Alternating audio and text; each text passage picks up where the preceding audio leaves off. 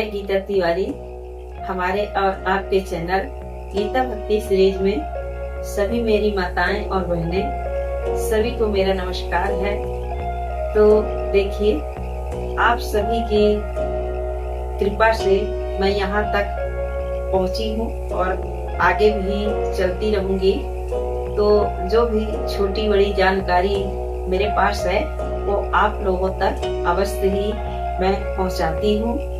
और कृपया जितना आप सब्सक्राइब करेंगे, मेरा साथ देंगे, उतना ही मुझे वीडियो बनाने की इच्छा बढ़ती जाएगी। देखिए, जितना जहां कहीं भी मैं थोड़ा बहुत जा पा रही हूँ, छोटी बड़ी तीर्थों का मैं भ्रमण कर रही हूँ, वहाँ का भी वीडियो मैं आपको देती हूँ।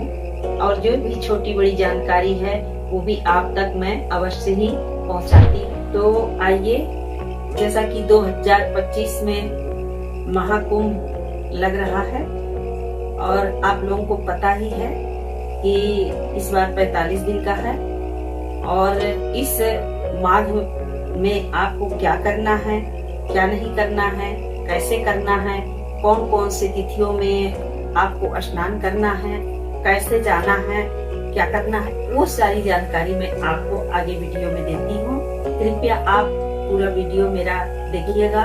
वैसे भी ज्यादा लंबा वीडियो मैं नहीं बनाती हूँ।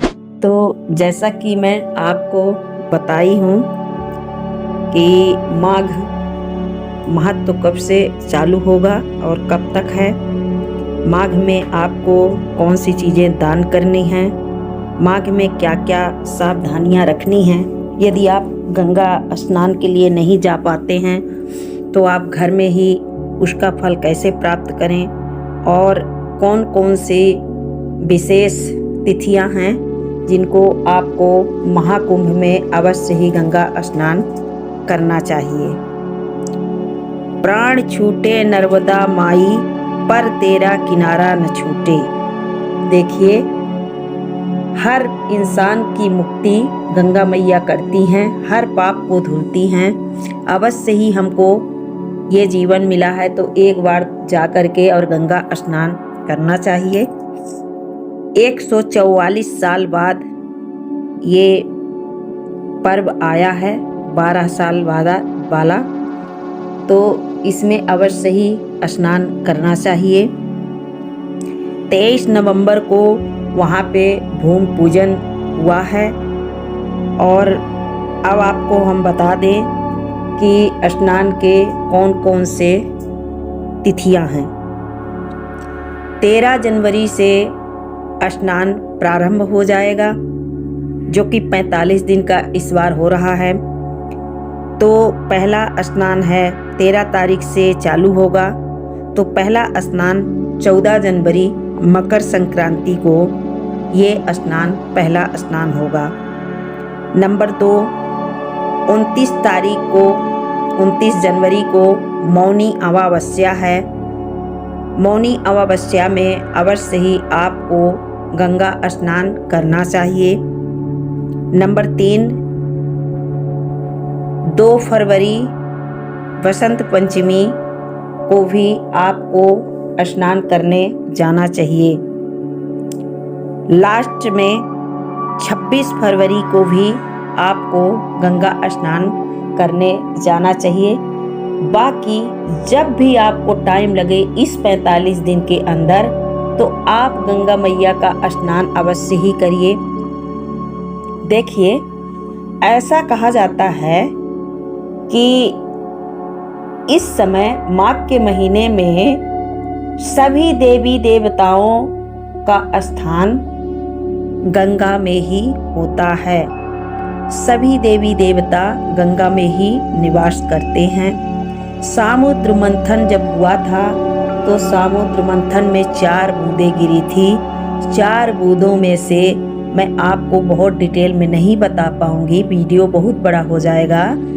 उन 4 बूंदों में से एक बूंद अमृत गंगा में भी गिरा था। इसलिए इस अमृत का पान अवश्य ही करना चाहिए, गंगा का स्नान अवश्य ही करना चाहिए।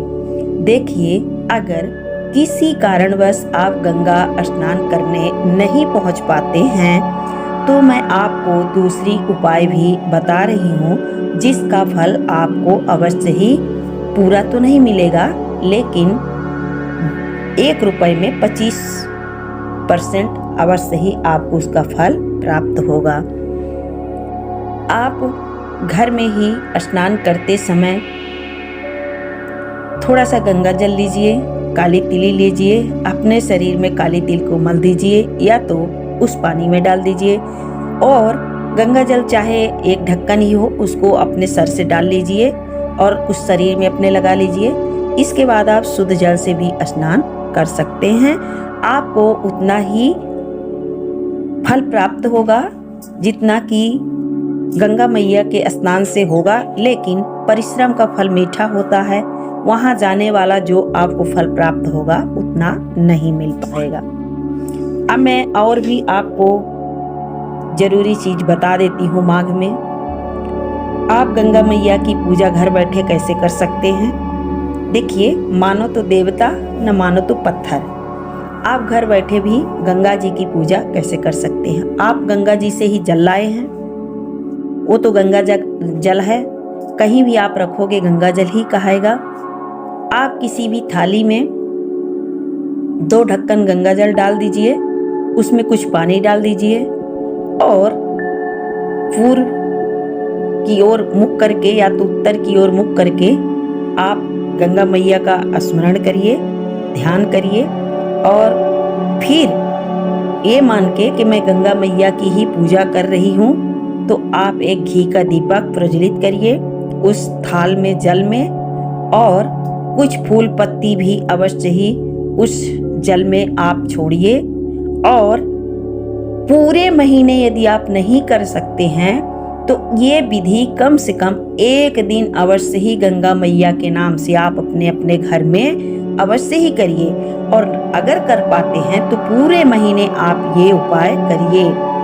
और कुछ श्रृंगार की सामग्री, जैसे कि वो गंगा मैया हैं, माता हैं, सुहागिन हैं, आप कुछ चीजें सुहाग की उनको अवश्य ही अर्पण करिए। हो सके तो लाल पीली चुनरी भी अवश्य ही अर्पण करिए। हो सके तो देखिए, ठंड है तो आप शॉल भी उनको अर्पण कर सकते हैं, गरम शॉल भी अर्पण करिए। जितना अच्छे से गंगा मैया की आप पूजा करेंगे उतना ही गंगा मैया आपके ऊपर खुश होंगी। देखिए, जन्म मिला है तो कुछ ना कुछ अवश्य ही करना चाहिए। और जैसे आपका जीवन है कि खाना खाना जरूरी है, स्नान करना जरूरी है, बात करना जरूरी है, सोना जरूरी है, उठना जरूरी है, वैसे ही भगवान की पूजा भी जरूरी है। बिना भगवान के पूजा के ये आपका जीवन अधूरा है। अवश्य ही कुछ न कुछ आपको करना चाहिए। तो इस तरह से मैं आपको जो भी मेरे पास छोटी बड़ी जानकारी है वो आप तक मैं अवश्य ही पहुंचाऊंगी।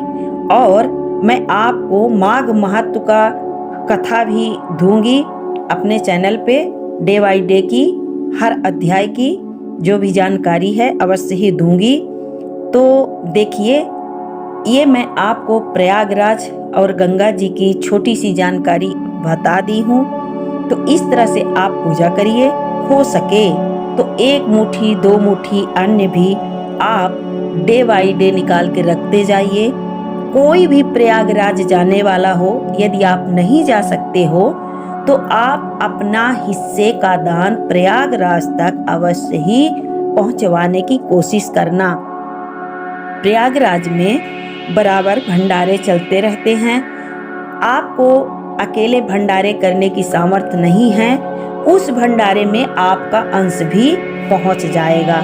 जितनी आपके सामर्थ्य हो उतना अन्न का दान, धन का दान, वस्त्र का दान आप कर सकते हैं। वहाँ बहुत जरूरतमंद लोग रहते हैं, सभी को सभी चीज की जरूरत रहती है, तो अवश्य ही देना चाहिए।